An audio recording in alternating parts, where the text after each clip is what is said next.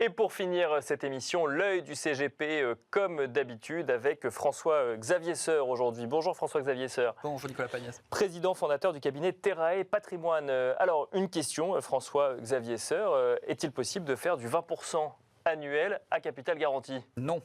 Voilà, fin Au de moins c'est clair, au moins c'est clair.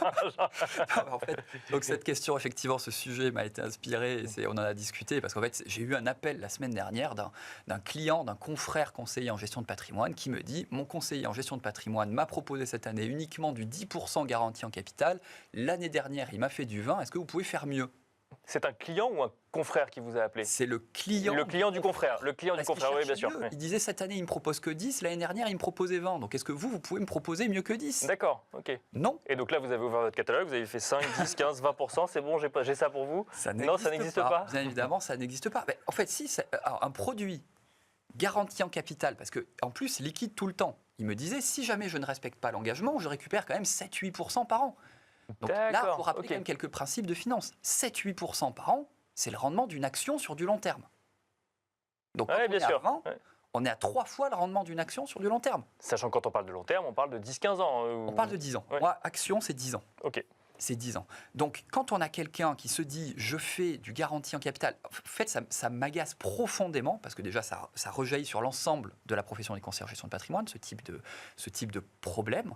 Ça m'agace à 2 niveaux. Ça m'agace au niveau du conseiller en gestion de patrimoine qui dit à son client « ne t'inquiète pas, c'est 20% par an garanti, c'est garanti ». Et les Français sont dopés aux garanties. On aime le garanti, on est un pays qui a été biberonné au livret A, au fonds euro, du garanti, ce qui est très différent des investisseurs qu'on peut avoir ailleurs en Europe. Et donc, on a quelqu'un qui vend des produits garantis et qui omet toute la partie risque parce qu'il y a des garanties qui sont des garanties partielles, il y a des protections en capital sur des produits structurés qui sont encore une fois sont des produits complexes. C'est distribué à n'importe qui. Parce que vous pensez que le sujet 10 à 20% avec capital garanti qui a été vendu finalement, ou en tout cas qui a été proposé aux clients que vous avez eu au téléphone ou à d'autres, ça vient de produits structurés ? Ça vient de produits structurés. J'ai creusé la question avec lui et effectivement, c'était des produits structurés en dessous. Sauf que ce qui n'a pas été expliqué aux clients, c'est que déjà, dans un produit structuré, c'est un produit extrêmement complexe. Et moi, c'est encore une fois, c'est distribué à des clients qui ont la connaissance de traders, comme à Madame Michu, qui ne connaît absolument rien. Et en fait, un produit structuré, c'est un produit complexe dans lequel vous avez une obligation bancaire en dessous. Donc déjà, vous prenez le risque de l'obligation bancaire. Ceux qui, il y a quelques mois, avaient des produits structurés avec du Crédit Suisse en dessous, je peux vous dire qu'ils ont passé 2-3 nuits un petit peu... Ils ne devaient pas être bien. Oui, bien sûr. Oui. Et à côté, il y a un système de put et de call, donc des options à la hausse et à la baisse, qui permettent de faire une formule qui, si la formule est respectée, va donner une garantie totale ou partielle en capital. Autant vous dire que quand on est sur des produits avec des rendements très élevés, au-delà de 6-7%, on est sur des conditions qui sont déjà extrêmement dures. Moi, du 20%, la fois où je l'ai connu, on était au niveau du pic de la volatilité en plein pendant le confinement.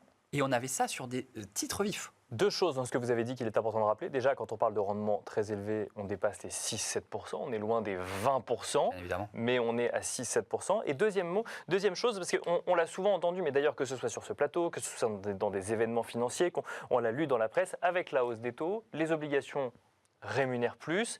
Quand on fait des produits structurés avec une partie obligataire et une partie option, finalement, on arrive à créer des produits avec du rendement et de la garantie en capital.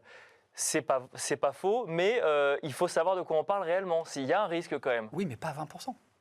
Les produits structurés aujourd'hui, il y a des produits structurés effectivement indexés sur des questions effectivement en dessous d'obligations, de mouvement des taux, d'évolution des taux. Et on a des produits à 10 ans. Et aujourd'hui, vous sortez des taux qui sont à 4, 4,5, 5. On ne va pas tellement au-delà. 20, encore une fois, c'est très, très, très élevé. Mais là-dedans, il y a 2 choses qui sont à blâmer. Il y a les conseillers, mais il y a les clients. Comment aujourd'hui on peut avoir une telle inculture financière en France pour avoir des personnes qui se disent 20% garantie en capital, c'est normal. Ce n'est pas possible. Encore une fois, garantie en capital et liquide tout le temps, ça s'appelle du livret A et ça fait 3% par an. Donc c'est un sujet de pédagogie financière ? C'est un sujet de... il faut faire en sorte que les conseillers qui ont ce type de pratique ne le fassent plus. Mais alors ça, justement, sans attaquer la profession, on n'est pas dans le domaine... comment est-ce qu'on qualifie finalement un conseil qui a été donné comme celui-là en disant « je peux vous faire du 20% annuel à capital garanti et liquide ». Vous savez ce qui s'est passé ? Il y a eu l'écrit que le client a signé, parce que c'est des documents extrêmement complexes, sans les comprendre et sans les lire, et il y a ce qui a été dit à l'oral. Moi, ce que j'ai conseillé à cette personne qui m'a appelé, je lui ai dit quelque chose de très simple. Outre le fait, bien évidemment, de se renseigner, de lire, de comprendre tout ce qui avait été fait, je lui ai dit, demandez à votre conseiller de vous l'écrire, de vous faire un mail. Vous me dites, vous me faites du 10%, vous me faites du 20% garantie en capital, vous me le mettez dans un mail. Parce que ça sera opposable et ça, c'est sanctionnable. Donc la bonne chose à faire, c'est s'informer. Et encore une fois, faites cette phrase magique, dites à mais à n'importe qui, à votre banquier, à votre conseiller en gestion de patrimoine, dites, mettez-le-moi par écrit. Parce que là, on est dans un cas où effectivement, les documents mentionnaient effectivement peut-être tous les risques qu'il pouvait y avoir, mais peut-être que dans la discussion commerciale, les choses se sont un petit peu emportées. On va pas se mentir, le commercial a pris le pas sur toute forme de conseil. C'est pas possible autrement. On va parler très cash aussi. Le structuré, ça fait partie des choses qui rémunèrent énormément. Un produit structuré, quand la profession, enfin un conseiller en gestion de patrimoine. Conseiller en gestion de patrimoine, c'est-à-dire que la personne qui vend, parce que là, on est d'accord, c'est de la vente, c'était pas du conseil. La personne qui vend un produit structuré, il a ce qu'on appelle un upfront. L'upfront, c'est-à-dire qu'au moment où il fait la vente, il touche une rémunération.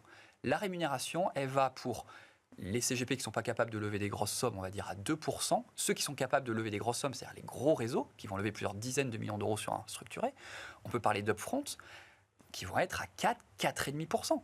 Multiplié par 50 millions, on ne va pas se mentir, il y a de l'argent à se faire.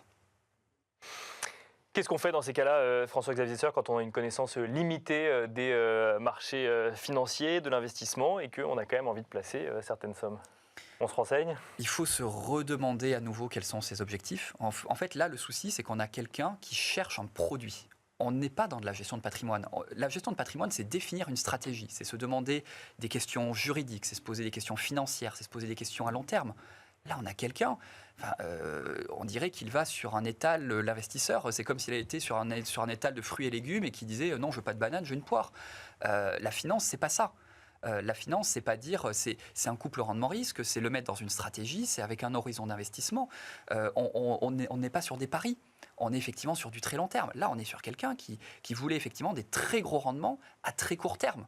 Et des très gros rendements à très court terme, encore une fois, allez faire des paris sportifs, ne faites pas de la bourse. Merci beaucoup François-Xavier Sueur. Je rappelle que vous êtes président fondateur du cabinet Terrae Patrimoine. Merci et quant à nous, on se retrouve très vite sur Bismart.